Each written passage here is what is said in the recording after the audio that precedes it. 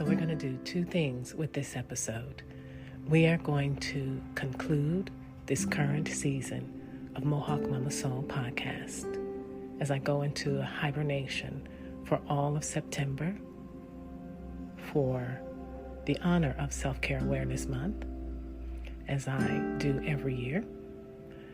And we're going to allow this episode to be an introduction of what's to come when I re-engage in October with new episodes, with a new season, all about narratives from a children's book that we have.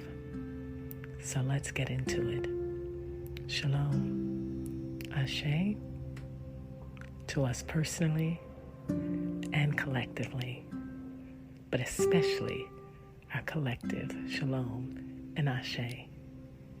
Create sustainable atmospheres for us to align and abide in. All right, carry on. Let's do this.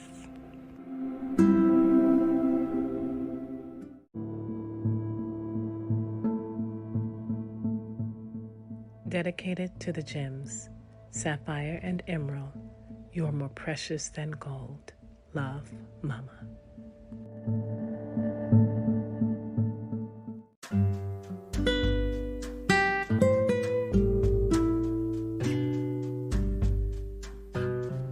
Rest is hardwired, which means we don't earn it.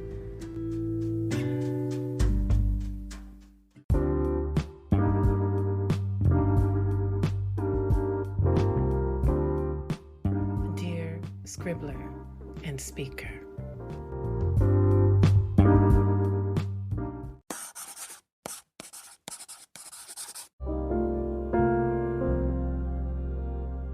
I'm Andrea Mohawkmomma, and I'll be your pastor and your guide for this episode of Mohawkmomma Soul.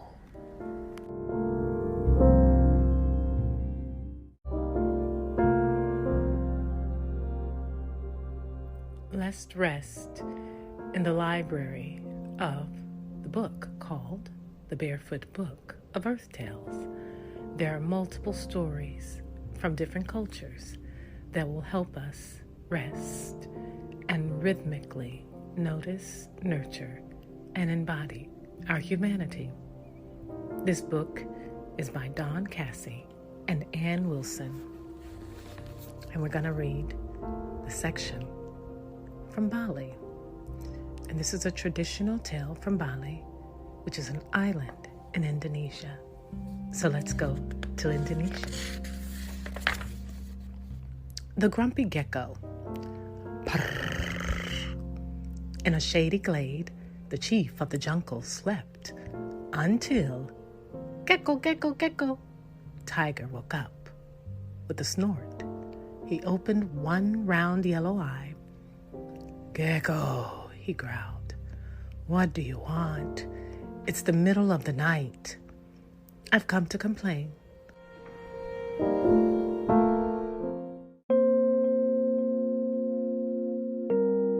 Tiger narrowed his eyes. What could Gecko the lizard have to complain about? He spent most of his time lazing around, just sleeping and eating. Even when he was hungry, all he had to do was flick out his sticky tongue and lick up a mosquito. What's troubling you? Tiger asked. It's the fireflies, said Gecko. All night long they fly around, flashing their lights in my eyes, keeping me awake, hour after hour, night after night, flashing and flickering. I haven't slept for days. Gecko rolled out his long tongue and licked his eyeball. It's making me very grumpy. Yes, Gecko. Tiger yawned. I can imagine. Well, said Gecko, you're the chief of the jungle. Go and talk to them about it. Make them stop. Tiger stifled another gigantic yawn. I'll talk to the fireflies, he promised Gecko. Gecko scuttled off into the night, muttering to himself. All night long, flashing and flickering, flickering and flashing. Tiger sighed and set off to find the fireflies. Wading through wet paddy fields, Tiger's great paws sent the silver reflections of stars rippling across the water. The night vibrated with the chirps and croaks of frogs and the trills of a million insects. Above the paddies, the fireflies flickered and flashed. "Fireflies," Tiger called. "Gecko says you have been disturbing his sleep, flashing and flickering all night long. Is this true?" "Oh, it's Tiger," giggled the fireflies, fluttering and flashing more than ever. "The chief of the jungle himself." Tiger coughed. "Fireflies, please. I just want to know why you have been disturbing Gecko." "Well, we do flash our lights all night," replied the fireflies, "but we don't want to disturb anyone. We're just passing on Woodpecker's message."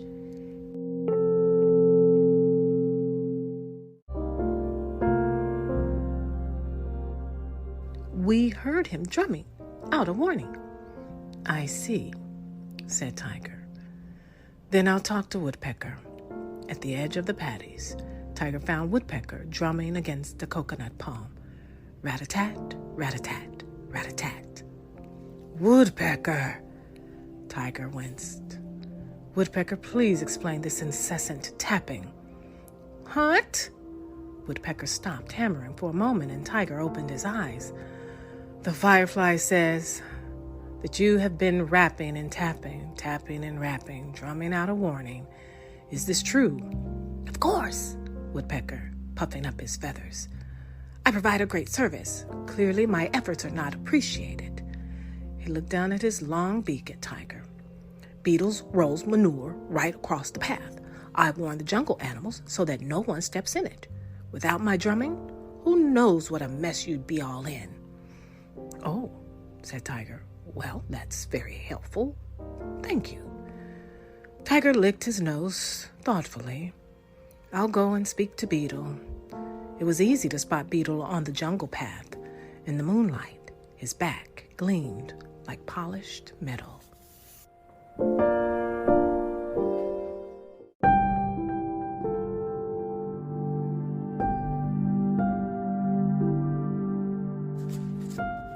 "What's all this?" Tiger asked. "Woodpecker says you're rolling filthy mess all over the place." Yes, can't stop," Beetle replied, rolling a ball of dung right up to Tiger's paw. "Water buffalo drops piles of it all over the path. If I don't move some away, there'll be muck everywhere. Excuse me." Tiger lifted his paw, and Beetle bustled past. "Okay," said Tiger, suppressing a sigh. "Thank you, Beetle. I'll go and see Buffalo." Tiger found Buffalo asleep in a pool of mud. "Buffalo," Tiger roared.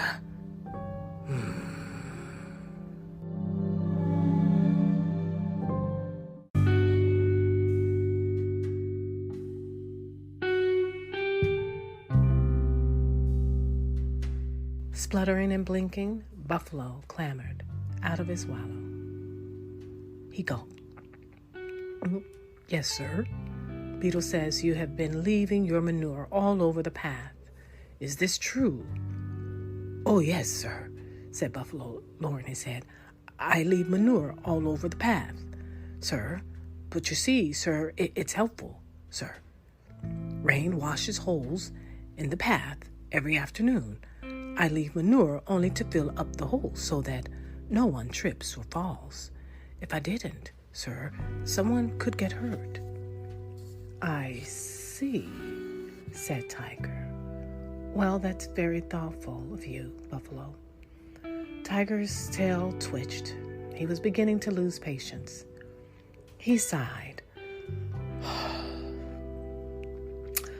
"I'll go and hear what Rain has to say."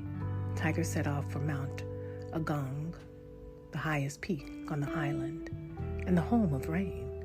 Tiger climbed and he climbed and he climbed. He climbed through humid jungle, hung with vines and strung with flowers.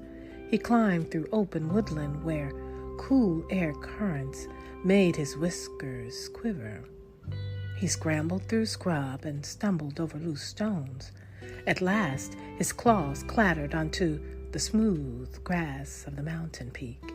He stopped to catch his breath. He looked down the mountain. The sun was rising. Tigers stared. Jungle spread out for miles around, flamboyant with flowers, wild orchids, and climbing lilies, trumpets of violet blue and starbursts of brilliant flame red. Tiger sniffed. He smelled jasmine. He smelled lang-lang and frangipani. He swiveled his ears. He heard newborn streams trickling and tinkling. And below the jungle, on the green gold steps of the paddy fields, he could just make out the faint flicker and flash of the fireflies. No need to ask why rain rains, Tiger smiled. He cooled his paws in a stream and watched for a while. He watched the water journey from mountain to sea, sustaining every living thing on its way, even the tiniest mosquito. Tiger plunged his muzzle into the clear, fresh water and drank.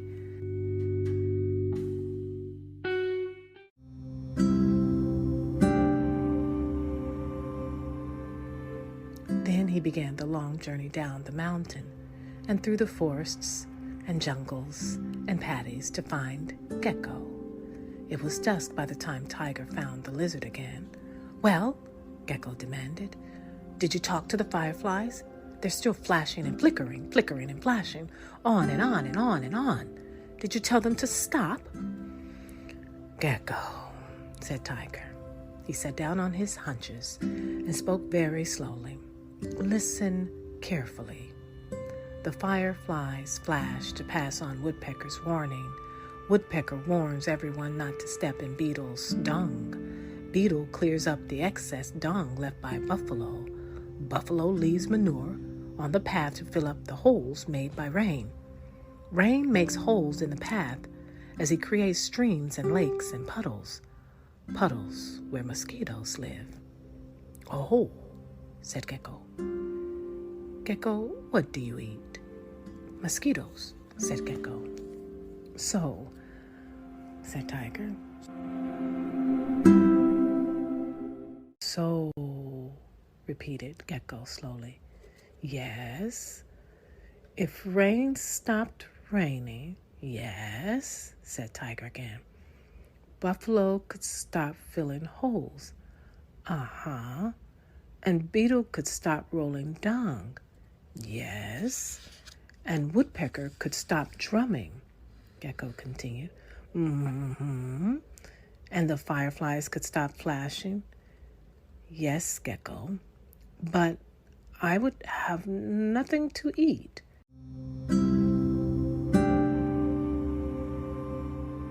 "Exactly," said Tiger. "Gecko, everything in this world is connected. Go and live in peace with the fireflies." So Gecko stuck himself upside down underneath the branch of a tree. He closed his eyes. He went to sleep.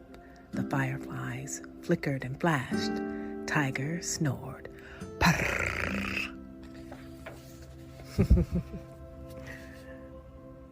May you step into this story in your own unique way and embody it in your very real life.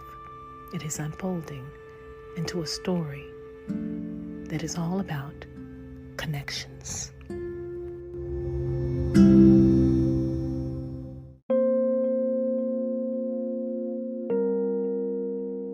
I'm curious, in the story, where did you most resonate? Was it a word, an image, a character? What was it that you identified most with? Write yourself in the story. It's time to consolidate what you have heard in this episode by bringing it to the surface of what's meaningful to you. So here's your journaling prompt.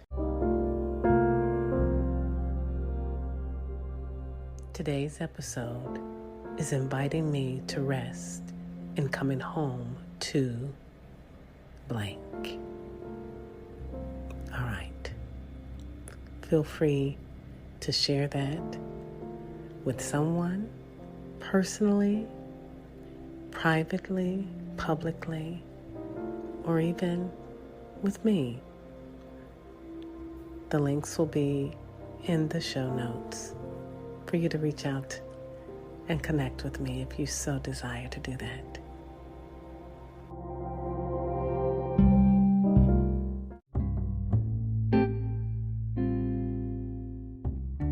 And don't forget to screenshot this podcast episode and share it freely. And please do me a favor and go and review the podcast and share with the world what difference it is making in your life. Share my mom's podcast with your friends. Jesus is always with your heart and he loves you. Bye. Thank you. Thank you.